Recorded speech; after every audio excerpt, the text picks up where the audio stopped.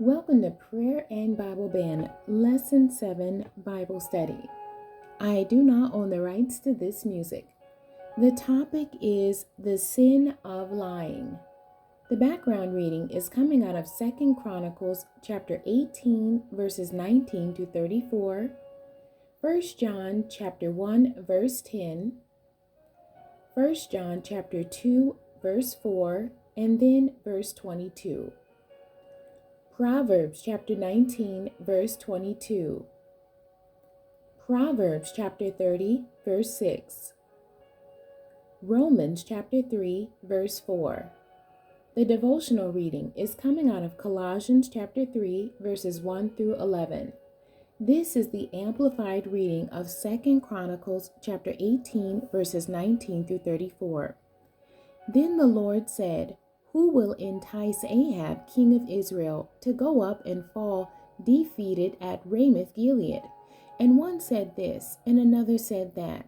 Then a spirit came forward and stood before the Lord, and said, "I will entice him." The Lord said to him, "By what means?"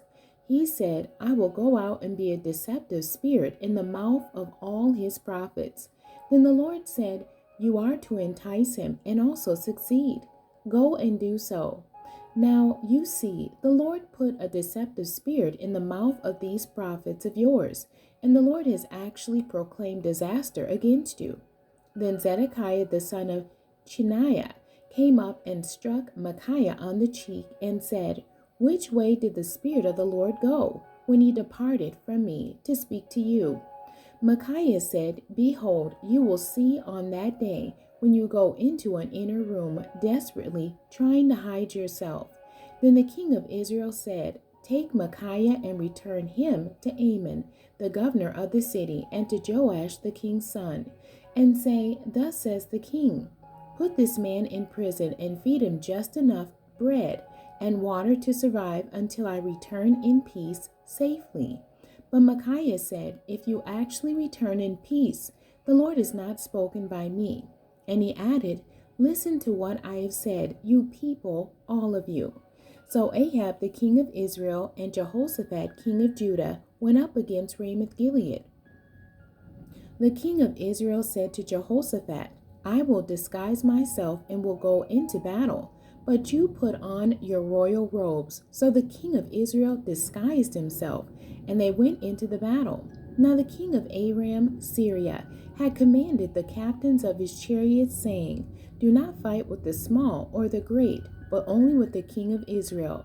So when the captains of the chariots saw Jehoshaphat of Judah, they said, "It is the king of Israel." So they turned to fight against him. But Jehoshaphat called out for God's help, and the Lord helped him, and God diverted them away from him. When the captains of the chariots saw that it was not the king of Israel, they turned back from pursuing him. Then a certain man drew his bow at random and struck Ahab, the king of Israel, between the scales of his armor.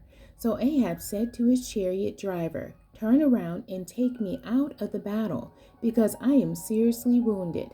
The battle raged that day, and the king of Israel propped himself up in his chariot in front of the Arameans, Syrians, until the evening, and at sunset he died. The end. God bless you, and thank you for joining me today.